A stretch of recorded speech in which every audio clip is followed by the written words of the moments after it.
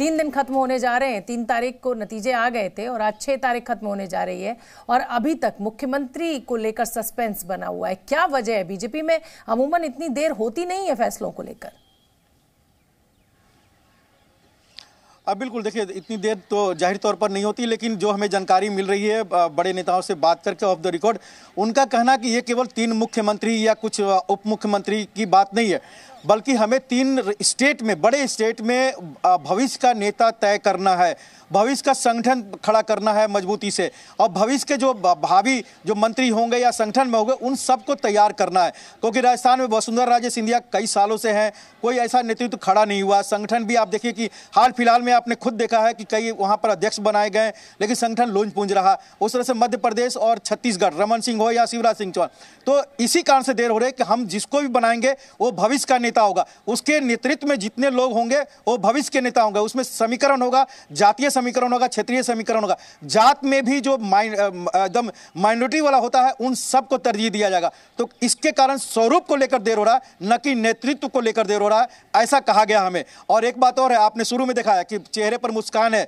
जिन्होंने इस्तीफा दिया, ये वही सांसद है जब इनके नाम की घोषणा हो रही थी तो उसमें इनके चेहरे लटके हुए थे, क्योंकि भविष्य अनिश्चित लग रहा था। केंद्र की राजनीति छोड़ के स्टेट में जाना था, एक कह सकते हैं कि उनको लग रहा था कि डिमोशन हुआ, लेकिन आज चेहरे पर मुस्कान है कि उनको लग रहा है कि भविष्य का नेता वो बन सकते हैं। और यही कारण है कि स्वरूप में देरी हो रही है, नेतृत्व का कारण नहीं। और इन सबको लगता है कि वो नेतृत्व कर सकते हैं या उनका भी नाम आ सकता है, इसलिए सबके चेहरे पर है, चाहे वो जेपी नड्डा के साथ आए हों हल्के फुल्के माहौल में, और या फिर प्रधानमंत्री नरेंद्र मोदी के सामने जो खड़े थे इस्तीफा देने के बाद।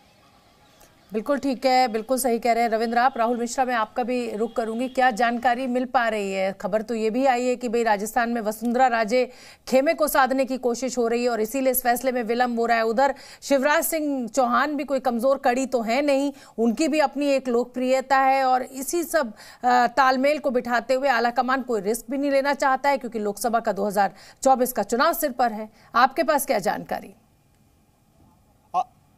आप सही कह रही हैं शोभना जी कि किसी भी तरीके का कोई भी रिस्क केंद्रीय नेतृत्व नहीं लेना चाहता है, और यही कारण है कि जितने स्टेक होल्डर्स हैं उनसे भी कहीं बातचीत करके ही एक यूनानिमस डिसीजन पर यहाँ पर जाया जाएगा। हालांकि यहाँ पर नाम को लेकर के किसी भी तरीके का कोई संशय नहीं है, क्योंकि यदि आप बात करें तो शिवराज सिंह चौहान की यदि हम बात करते हैं तो शिवराज सिंह चौहान क्योंकि यहाँ पे एक कद्दावर नेता भी हैं, सीएम भी काफ़ी समय से रहते हुए आए हैं, और 2024 का चुनाव नज़दीक है, तो 2024 के चुनाव नज़दीक होने की वजह से किसी भी तरीके का कोई भी रिस्क यहाँ पे नहीं लेना चाहता है। लेकिन पार्टी की यदि बात किया जाए तो बीजेपी अनसर्टेनिटी और या चौंकाने वाले डिसीजंस बीजेपी में काफ़ी सारे लिए जाते हैं, तो अंतिम मोमेंट पर तक इंतज़ार यहाँ पर करना होगा कि आखिर में किस तरीके का क्या यहाँ पर डिसीजन लिया जाता है।